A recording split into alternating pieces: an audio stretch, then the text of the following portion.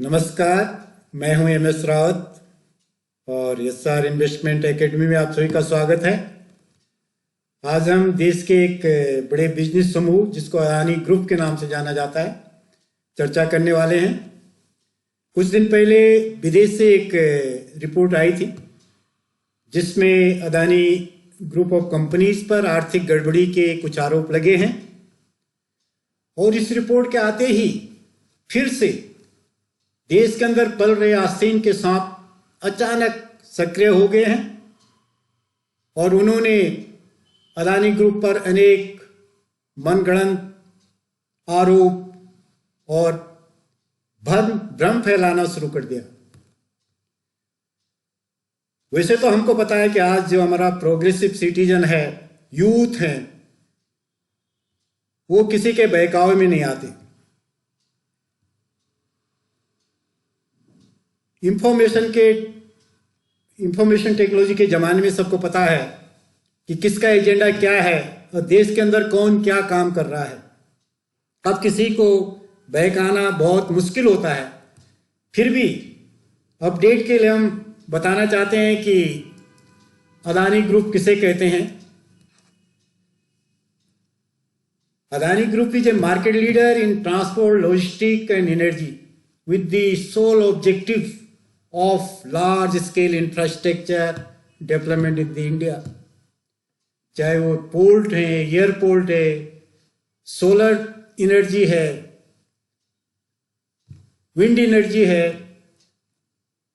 Electric transmission और natural gas transmission networking in India, बहुत सारे इंफ्रास्ट्रक्चर से जुड़े हुए प्रोजेक्ट हैं जो कि अदानी ग्रुप जिसमें योगदान करते हैं। और अगर कोई कहता है कि अदानी ग्रुप पे हमला, देश पे हमला कैसे हो सकता, हम कहते हैं देश के ऊपर ही हमला है, क्योंकि कहते हैं कि जब किसी की ताकत कम करनी है तो उसकी आर्थिक शक्ति कम कीजिए।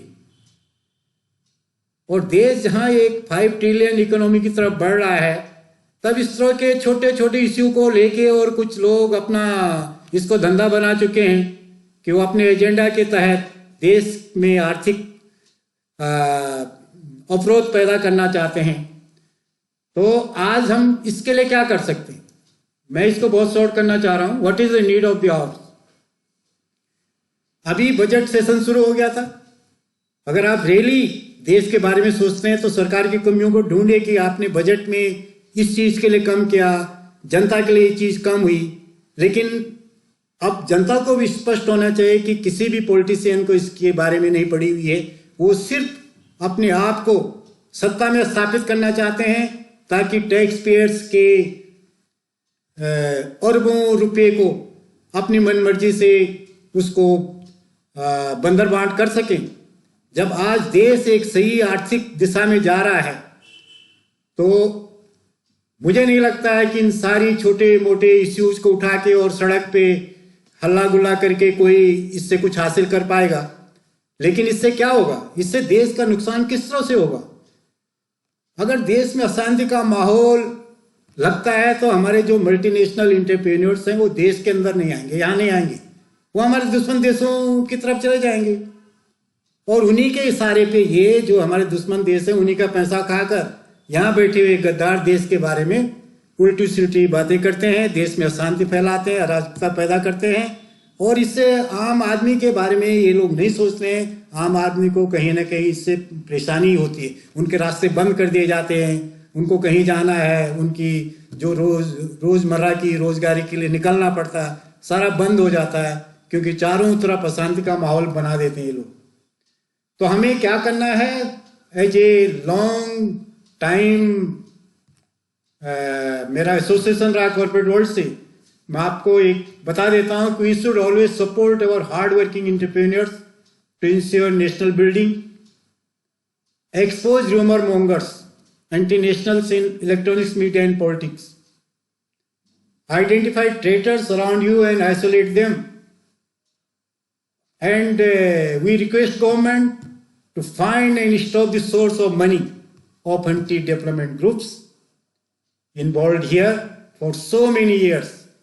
नर्मदा बचाओ से लेके और हर जगह और कोई इंडियंस अगर ऑस्ट्रेलिया में भी कुछ करना चाहता है, वहाँ भी जाके कहेंगे कि एक छोटा सा जीव का एग्जिस्टेंस खत्म हो जाएगा, इसके लिए बहुत बड़े प्रोजेक्ट्स पे हल्ला गुल्ला करेंगे पूरी दुनिया में।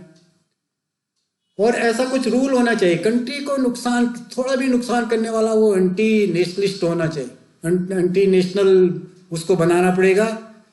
एक स्ट्रॉन्ग लॉ तो कंट्री फर्स्ट पे आना ही चाहिए। और मैं इसमें एक चीज जोड़ूंगा कि अभी बजट के सत्र में सभी लोगों को कंस्ट्रक्टिव सजेशन देने चाहिए, और खाली सजेशन ही नहीं, सॉल्यूशन के साथ भी आना चाहिए। तो देश सबका है तो सॉल्यूशन के साथ आओ ना। कमियां तो कोई भी किसी भी चीज पे निकाल सकता, आपके पास सॉल्यूशन क्या है वो भी तो बताइए। और दूसरी चीज है कि अगर कोई भी लेख, एक जमाना था जो कुछ भी छप के आता था सब उस पर विश्वास करते थे, अब जमाना वो नहीं है। हमारे हाथ में सुदर्शन चक्र है, हम सुदर्शन चक्र मीन्स मोबाइल, हर चीज हमको पता है। आज सबको पता है कि क्या चल रहा है, कौन देश के लिए काम कर रहे हैं, कौन देश के विरुद्ध काम कर रहे हैं। और ये जरूर देखिए कि जो भी लेख है, जो भी समाचार है, जो भी आर्टिकल है, किसने लिखा है, ये देश प्रेमी का है या देश के जो गद्दार बैठे उन्होंने इसको लिखा है। कभी कभी बहुत सारी चीजें आके एक साथ आते तो लगता है यही सत्य तो नहीं है, ये सत्य नहीं है। एक आदमी भी सत्य कहते हैं उसकी इंपॉर्टेंट है, 99 बार 99 लोग भी झूठ कहते हैं, उस पर कभी विश्वास मत करिए। क्योंकि हमें अपने राष्ट्र को एक आर्थिक शक्ति बनाना है, और उसके लिए हम एज ए सिटीजन जो भी योगदान देना पड़ेगा हम उसको करेंगे। और यही मेरी आशा है कि आपको ये वीडियो अच्छा लगा होगा। बहुत बहुत धन्यवाद।